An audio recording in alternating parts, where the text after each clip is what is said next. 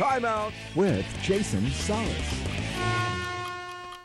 Hafide Guam. Now, we, of course, are talking Guam athletics, and it's been a while since we talked about Muay Thai. It's a very thriving community right here on island, a lot of people involved with it. So we figure, why not bring back the very man who's probably the face of Guam Muay Thai right now and doing a lot of good things for that community. Kevin, welcome back from Guam Muay Thai. Thank you for having us today. And I know you brought a friend with you and everything. Yes. So Melchor Antolin, you're a coach now at Guam Muay Thai. So Yes. Tell me how you guys got together and everything. We'll talk about your experience.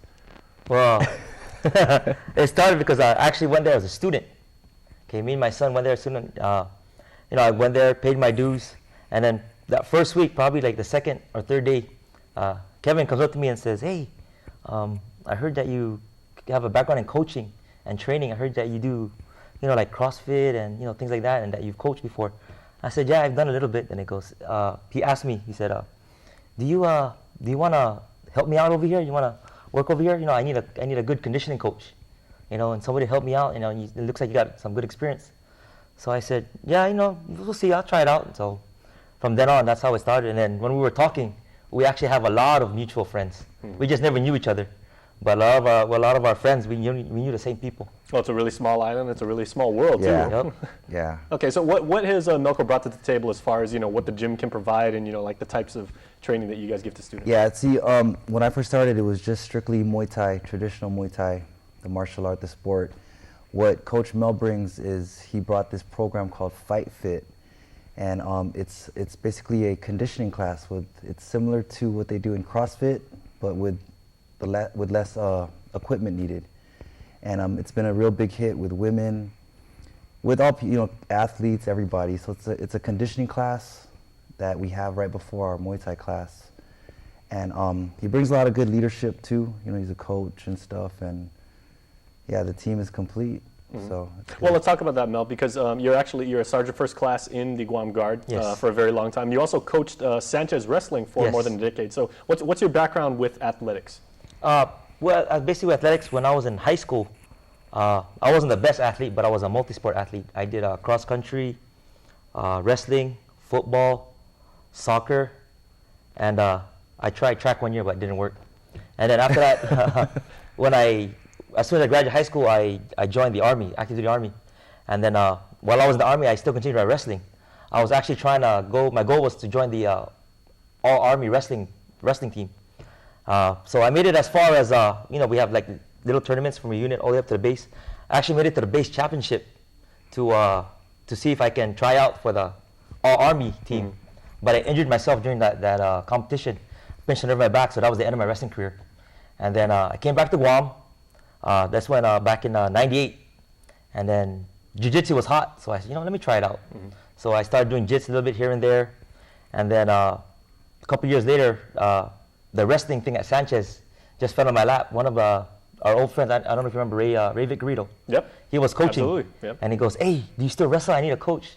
And then from there, me and him coached together for like maybe 2 years, and then he stopped doing it. Then I was doing it by myself for maybe about 8 years, and then between all that, I was doing CrossFit at the National Guard, when it started coming up, started doing that.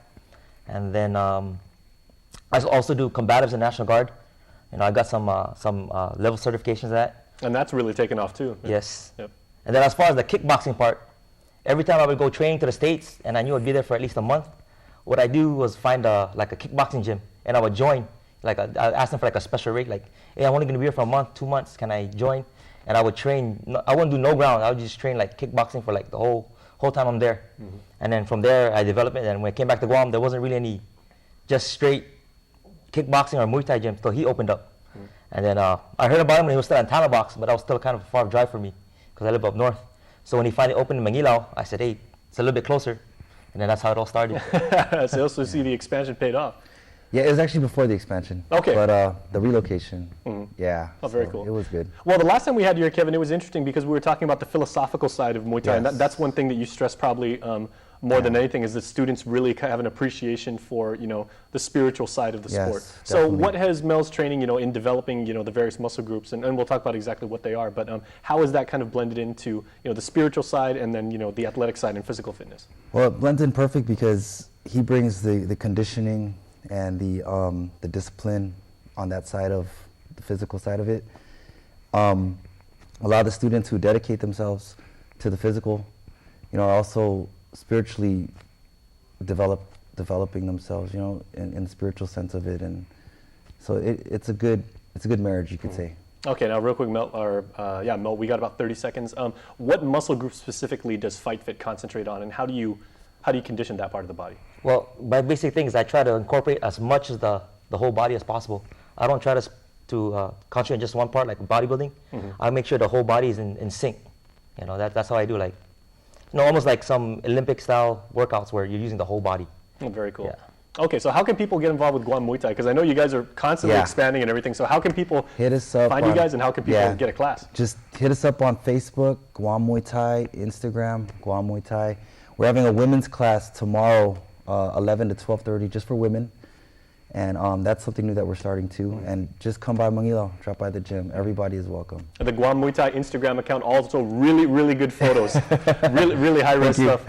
All right, so guys, thanks a lot, man. We'll have you guys back on to find out how you guys are doing. Thank you. Thanks a lot. And stay tuned because we will be right back after this.